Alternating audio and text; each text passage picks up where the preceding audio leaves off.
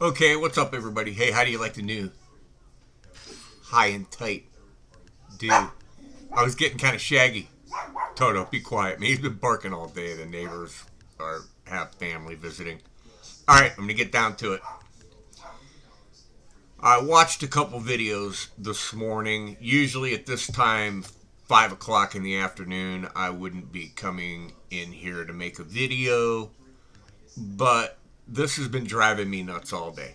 Now, I'm not gonna mention any names at all, but his initials are Jace Allen guitar. Okay, he put out a video today, or yesterday or today.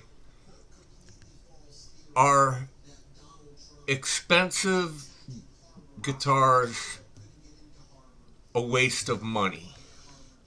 Now we've been through this a million times, okay, and I'm not gonna piece together a speech with a bunch of fucking jump cuts where everything falls into line perfectly. I hate when these guys do this. They talk to you like you are an idiot or like they're the end all last word on something.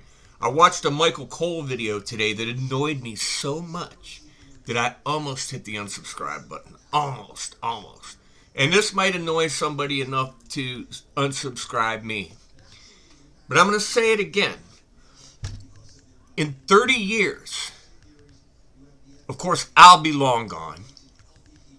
But will there be an Eert or a Tease or a Donner guitar hanging on someone's wall with the same reverence or the same value as a Gibson Les Paul or a Fender Telecaster or even a high-end Ibanez like a Gem?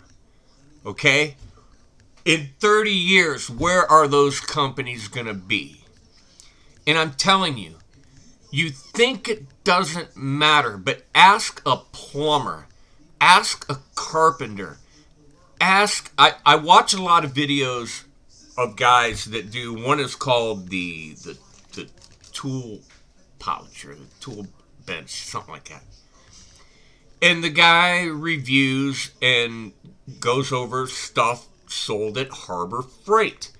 Now, Harbor Freight used to be just a mail order thing that was in the back of the Saturday weekend newspaper with a flyer, and they would come around and rent a building or rent a space, and they would bring in trucks, and they would set up tables, and they would set out all these inexpensive tools that your average Joe would go by, okay? You didn't see the Ford mechanic from the dealership in there. And I take that back. They might be in there for something, God knows what, something that's like disposable, like grinding wheels or heat shrink or duct tape or shop towels or something like that. But they weren't buying their wrenches in there. They weren't buying their pulley pullers in there. They weren't buying their jacks in there. You know, they were getting the stuff that didn't matter, all right? If your guitar doesn't matter to you, fine. Buy an Eert or a Leo Jams or a Tease guitar. Buy whatever the fuck you want. But if you're serious and it means something to you and you want something to be proud of and there is a perceived value in these things, these guitars, and you buy yourself a Gibson, and Jace did one thing that I really thought that he's starting to regret, and he bought a Heritage guitar. Heritage is another one, man. They're a shoot off from Gibson. They were, I think they were guys that like parted ways with Gibson because they didn't like the management or something that was going on. I'm not too sure about this, but they started making Les Pauls that were just like the Gibson Les Paul, but they branded them Heritage, and they actually even did them in an old Gibson factory. I think he's starting to regret that purchase, because for the same $2,500 that he spent, he could have bought a Gibson that in 25 or 30 years he will still be able to be just as proud of as he was on the day he bought it. And I'm sticking to that. Now, I don't buy really super expensive guitars, but I stick to number one Fender. I don't have a Gibson right now, but I've had Gibsons. Taylor, Martin, and Ibanez. Those are the top 5 that I buy. And Epiphone. Okay? Those are the top 6 that I buy. How many other brands do you need? Okay? For my entire life, I bought Ford, Chevy, or Chrysler. I bought those 3 cars until I was in my 50s. And no, we never bought anything until we bought this Nissan. We never strayed. We never had a Toyota. We had a Honda given to us that I sunk a bunch of money into. It was 28 years old, and finally just had to write it off as a loss, because it was just a money hole that I was throwing money into, and the money was disappearing. Once I fixed something and something else would go wrong. The car was old. It had a good engine, but everything can fall apart around it, and you can't have that. I can't have that. We bought this Nissan. So far, 9,000 miles later, I'm happy with it. But that's the mindset for me. And if you think that an Eert guitar is going to hold the value, and I'll tell you what, in 20 years, in 10 years, I want to see the condition of this thing. Because I've said it a million times. They keep claiming stainless steel frets, ebony fretboard, blah, blah, blah, blah, blah, blah. There are different grades of stainless steel, and I've told this story. I worked in a factory that made a thing called Pool Shot, that was a floating basketball backboard for the swimming pool. So it would float around in the end of the pool, and you could play basketball and have basketball games in the pool, these pool games. And all the bolts that held it together was stainless steel. Well, somebody in management ordered some lower grade stainless, and all those Pool Shots rusted.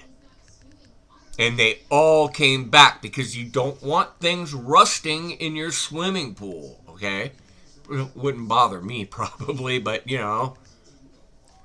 can't have that. They all came back. They lost a freaking fortune.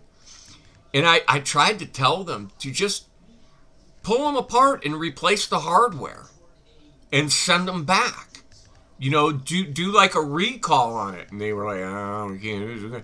We're going to grind them up and send them a brand new one. And I was like, oh my God, you guys are just shooting yourself in the foot. But hey, what do I know? I don't manage the plastics company. I just work in the finishing department.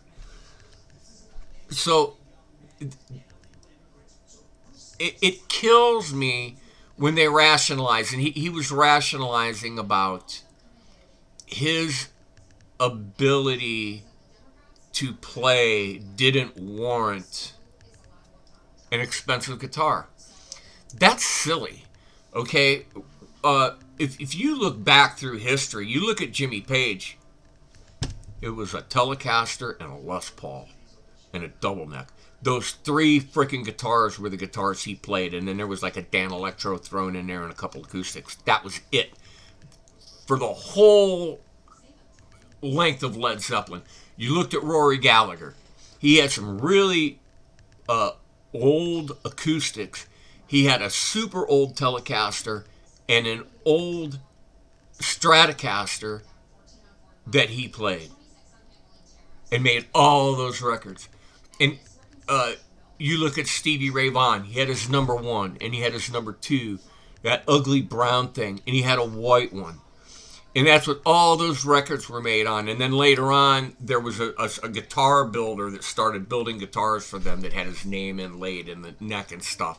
But it was that number one that he played. And what's that guitar worth today? Venture to guess? A lot. So,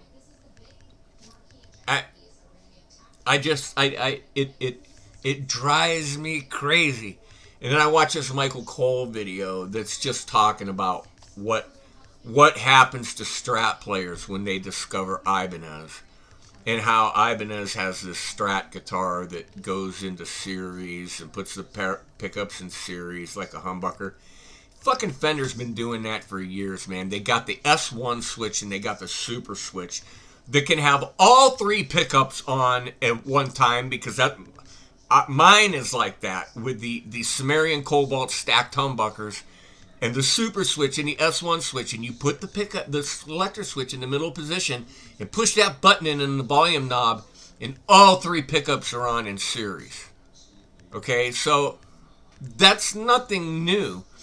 But the way they talk, they're the end all. You know, they're the expert on this, and it just, I feel like they're talking down to me, and it gets to me. And I like these guys. I don't have any problem with them, and they're successful on YouTube. They're way more successful than me, because what the hell do I know? I'm just giving my opinions. But I'm telling you, the perceived value and the something that you can be proud of. You know, I've got a 1970s Japanese Crestline Matsumoto Telecaster thin line copy in my closet that for a long time I thought was just as good as a Fender thin line. And I took it to a gig one night with a blues band, and it was the worst fucking night of my life on stage. All that thing did was squeal and cut out and make noise, and you know, I thought I had it all set up and everything all ready to go. I didn't realize pickups aren't potted.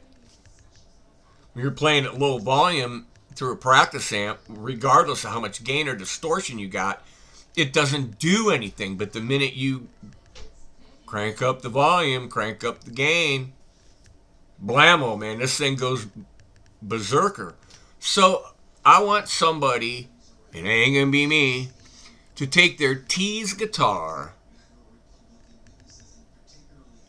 out somewhere in a room big enough to handle it, not a fucking bedroom or basement or garage, a big area with a 100 watt or a 50 watt freaking Marshall with a 412 cabinet, and crank that sucker up and see what it'll do. Then do it with an SG, a real Gibson SG, and see what it does. Now you got to test.